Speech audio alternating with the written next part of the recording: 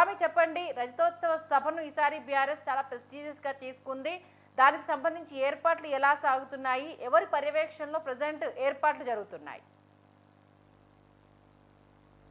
Right సంధ్య. ఇప్పుడు BRS ఆవిర్భావ సభ ఈ నెల 27వ తారీఖున మాత్రం అంగరంగ వైభవంగా తెలంగాణలో ఎనలేని విధంగా కూడా బీఆర్ఎస్ పార్టీ తలపెట్టిన ఆవిర్భావ అంటే బీఆర్ఎస్ ఆవిర్భావ 25 రజతోత్సవాలను కూడా అంగరంగ వైభవంగా జరుపుకోబోతుంది. అక్కడ ప్రస్తుతానికైతే ఆడ మాత్రము ఆ సభా స్థలి అంటే హన్మకొండ జిల్లా ఎలకతుర్తిలో కూడా ఇప్పటికే 15 ఎకరాల స్థలాల్లో కూడా 1500 ఎకరాల స్థలాల్లో కూడా ఇప్పటికీ భారీ బహిరంగ సభ ఏర్పాట్లు అయితే చకచక జరుగుతున్నాయని చెప్పుకోవచ్చు. ప్రస్తుతానికైతే అక్కడ పర్యవేక్షణ అంటే ఇటు ఎమ్మెల్సీ తక్కలపల్లి రవీందర్ రావు, అదేవిధంగా పోచంపల్లి శ్రీనివాస్ రెడ్డితో పాటు కూడా ఆ మాజీ ఎమ్మెల్యే పెద్ది సుదర్శన్ రెడ్డితో పాటు కూడా పర్యవేక్షణలో ఎప్పటికప్పుడు కూడా చూసుకున్న పరిస్థితి కనపడుతుంది. ఇప్పటికే ఆ శ్రేణులైతే బీఆర్ఎస్ నేతలైతే అక్కడ ఇప్పటికీ పనులు అంటే వీక్షిస్తూనే ఉన్నారు. ఇప్పటికప్పుడు కూడా ఆ పనులన్నీ అయితే చకచక జరుగుతున్నాయని చెప్పుకోవచ్చు. ఇప్పటికీ 70% నుంచి 80% వరకు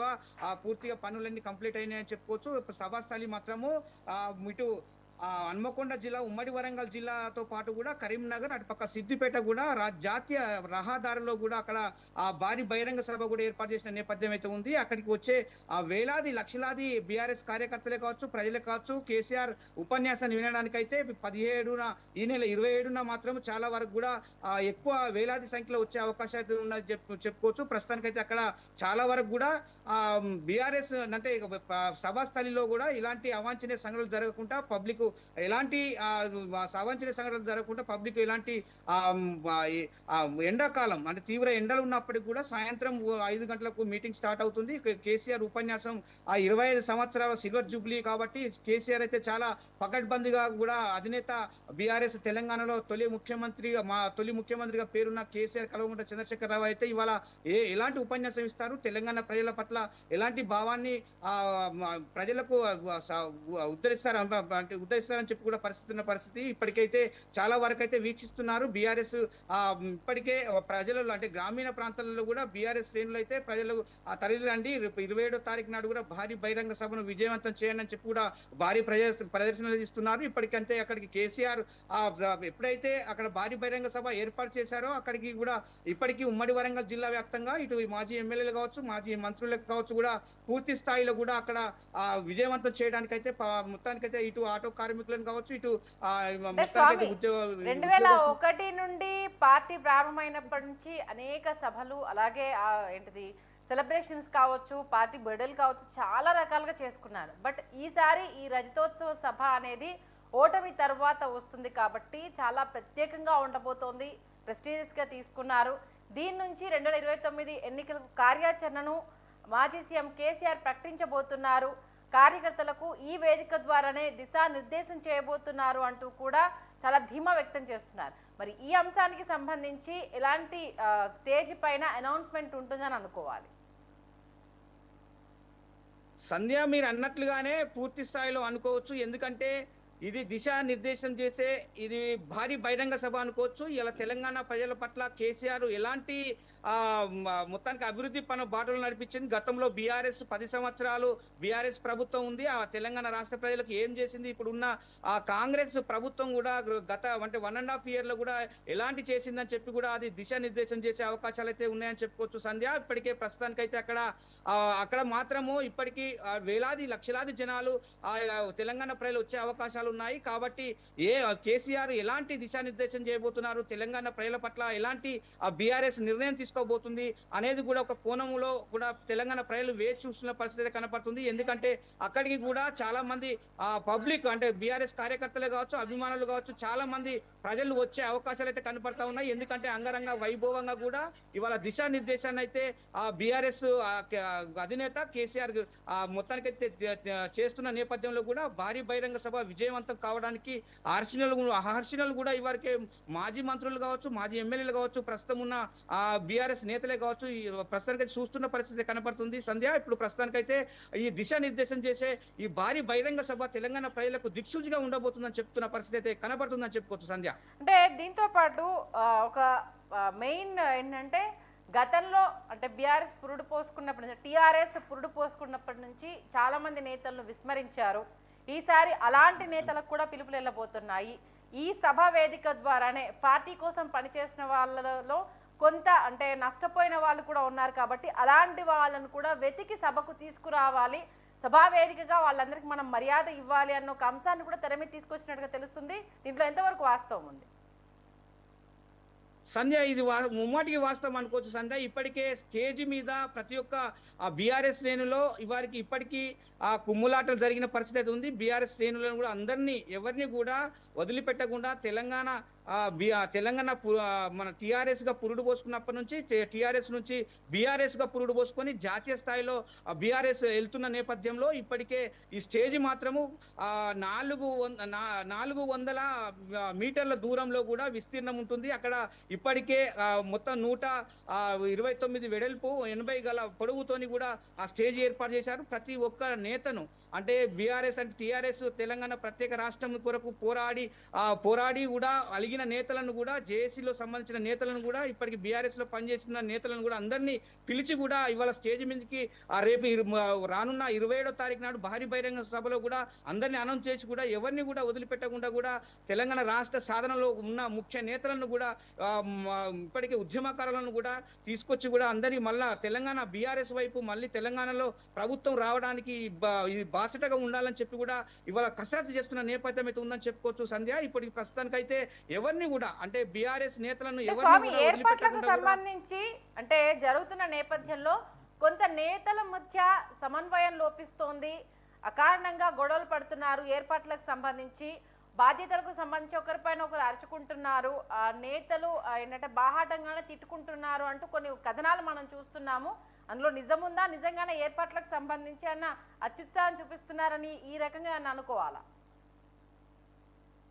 కొంతమేరకు అనుకోవచ్చు సంధ్య. కానీ అలాంటిది మొత్తానికైతే కేటీఆర్ రేపు రానున్న నేపథ్యంలో కూడా మొత్తానికైతే సద్దుమణి కొట్టే అవకాశాలు ఉన్నాయి. ఇప్పటికే నేతల మధ్య అంటే నేను కూడా ఆ అత్యుత్సాహం చూస్తున్న పరిస్థితి అయితే కొంచెం మేరకు అయితే ఆ బీఆర్ఎస్ శ్రేణులో ఉందని చెప్పుకోవచ్చు.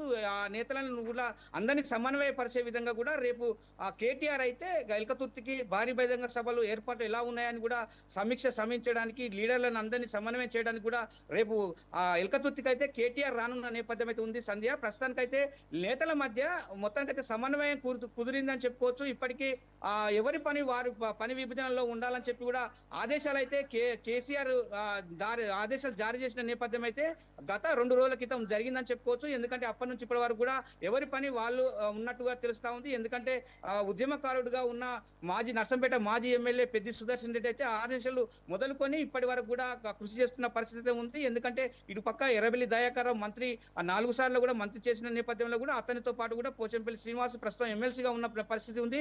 అదేవిధంగా తక్కలపల్లి రవీంద్రరావుతో పాటు కూడా హుస్నాబాద్ మాజీ ఎమ్మెల్యే సతీష్ కుమార్ కూడా చాలా వరకు కూడా అక్కడ స్థానికంగా ఉన్న ఎమ్మెల్యే కాబట్టి ఆయన నియోజకవర్గంలో కూడా చాలా వరకు కూడా ఎలాంటి లోటుపాట్లు లేకుండా కూడా ఏర్పాట్లు అయితే పూర్తి స్థాయిలో చేస్తున్న పరిస్థితి కనపడుతుందని చెప్పుకోవచ్చు సంధ్య. ఇప్పటికైతే నేతల మధ్య ఎలాంటి విభేదాలు లేకుండా కూడా మధ్య సామ్యంగా కూడా పనులు అయితే చకచక జరుగుతున్నాయని చెప్పుకోవచ్చు సంధ్య. అలాగే తెలంగాణ సభలు సమావేశాలు అంటేనే ధూమ్ధామ్ ఆటాపాట ఆ సాంస్కృతిక కార్యక్రమాలకు పెద్దపీట వేస్తారు. ఈ నేపథ్యంలో మరి 20 సంవత్సరాల రజతోత్సవ సభకు సంబంధించి మరి సాంస్కృతిక కార్యక్రమాల్లో ఏమైనా విభిన్నతను చూపించే అవకాశం ఉందా? రైట్ సంధ్య, ఖచ్చితంగా అనుకోవచ్చు. ఎందుకంటే తెలంగాణ ఆటపాట ముఖ్యంగా ఎందుకంటే వరంగల్ పోరుగడ్డ ఆటపాటకు ఎంత వేదిక అనేది అందరికీ తెలిసిందే కాబట్టి ఆ స్టేజ్ దగ్గరనే హన్మకొండ ఆ సరౌండింగ్ లో కాబట్టి మరి ఈ అంశానికి సంబంధించి ఎలాంటి జాగ్రత్తలు తీసుకుంటున్నారు? సంధ్య ఎలాంటి అంటే కళాకారులు కావచ్చు, కవులు కావచ్చు, ఎలాంటి అవాంఛనీయ సంఘటనలు జరగకుండా కళాకారులకు ప్రత్యేకంగా ఒక వేదిక అయితే ఏర్పాటు చేశారు. ఎందుకంటే ఆ కళాకారులతో పాటు కూడా ఇప్పటికే ఉద్యమకారులలో ఎంతో మంది జైలు పాలైన నేపథ్యం అయితే ఆ ఉద్యమకారులను కూడా చాలా వరకు ఇప్పటికీ ఒక పక్క స్టేజీని అయితే భారీ బందోబస్తు ఉన్నాడు మా స్టేజ్ ఏర్పాటు చేశారు. ఇటు పక్క కళాకారులకు, ఇటు పక్క మొత్తానికి అతిథులకు, ముఖ్య అతిథులకు ఇప్పటికే పోలీస్ శాఖ నుంచి కూడా ఇప్పటికీ కమిషనరేట్ అంటే వరంగల్ కమిషనరేట్ పరిధిలో కూడా చాలా వరకు ఆ భారీ బందోబస్తు అయితే ఏర్పాటు చేస్తున్నారు. ప్రస్తుతానికైతే ఓరుగల్లు జిల్లాలోని కూడా ఈ సభ వేదిక ఈ భారీ బహిరంగ సభ తెలంగాణ ఆవిర్భావ సభ సిల్వర్ జూబ్లీ అంగరంగ వైభవంగా రూపుదిద్దుకోబోతుంది.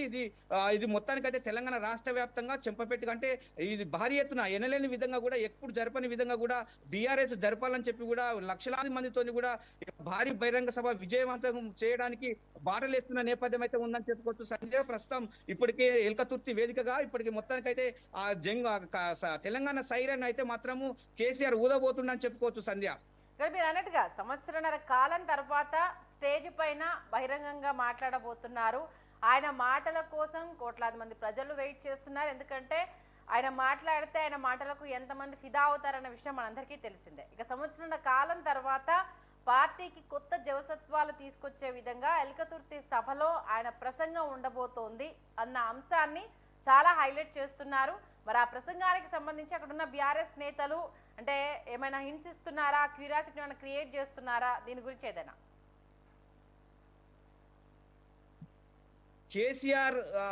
కేసీఆర్ రావడం తెలంగాణ వరం అని చెప్పి ఇప్పటికే వాళ్ళు రైటింగ్లు చేస్తున్న పరిస్థితి అయితే ఉంది. ఎందుకంటే సారే రావాలి మళ్ళీ కారే రావాలి అని సారే గెలవాలి మళ్ళీ కారే రావాలనే నినాదంతో కూడా తెలంగాణ రాష్ట్రంలో మొత్తానికైతే ఇప్పటికే వాల్ రైటింగ్ తో మారుమోగుతుందని చెప్పుకోవచ్చు సంజయ్.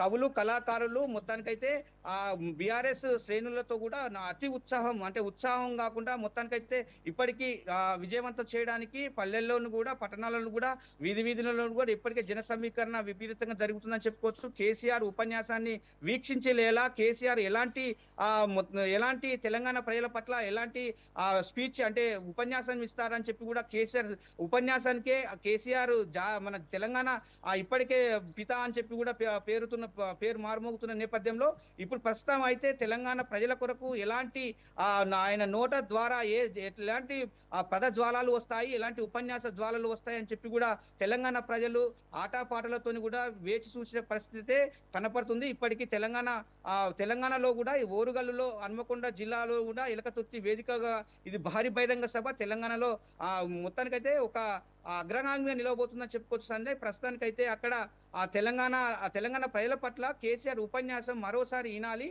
అనే భావనతో కూడా ఒక తెలంగాణ ప్రజలైతే చూస్తున్న నేపథ్యం అయితే ఉందని చెప్తున్నారు. ప్రస్తుతానికైతే ఇప్పటికీ ఎక్కడ చూసినా కానీ బీఆర్ఎస్ నేతలు వారం రోజుల పాటు కూడా పనిగా మొత్తానికైతే గ్రామాలలో కూడా పల్లెల్లో కూడా చెలో ఎల్కతుర్తి అని పేపర్లు పోస్టర్లు రిలీజ్ చేస్తున్న నేపథ్యంలో ఇప్పటికే చాలా వరకు కూడా ఇటు ఆటో కార్మికులు కావచ్చు, ఇటు పక్క కుల సంఘాలతో నేతలతో కూడా కావచ్చు, ఇటు పక్క ఎన్జిఓస్లతో కూడా కావచ్చు, ఇటు ఉద్యోగ సంఘాలతో కూడా ఇప్పటికే విపరీతమైన చర్చలు జరిపి కూడా భారీ బహిరంగ సభను విజయవంతం చేయడం కంటే ఇవాళ కేసీఆర్ అయితే ఎలాంటి ఉపన్యాసం ఇస్తారో మీరు ఒకసారి వినండి అని చెప్పి తెలంగాణ కోసం 10 సంవత్సరాలు ఎలాంటి పరిపాలన చేసింది, ఇప్పుడు వచ్చిన రేవంత్ సర్కార్ ఎలా చేస్తున్నారని చెప్పి కూడా ఇప్పటికే చేస్తున్న పరిస్థితి ఉంది. ఎందుకంటే ఇప్పటికే అక్కడ సభాస్థలిలో కూడా ఇప్పుడు ప్రస్తుతానికైతే కేఆర్ నాగరాజు వర్ధన్నపేట ఎమ్మెల్యే ఉన్నారు కూడా ఇప్పుడు స్వచ్ఛందంగా కూడా అక్కడ సభ స్థలం కొరకు కొన్ని ఎకరాలు అయితే రైతులు అయితే ఇస్తున్న నేపథ్యంలో అంతే ఉచితంగా ఎలాంటి రుసుము తీసుకోకుండా కూడా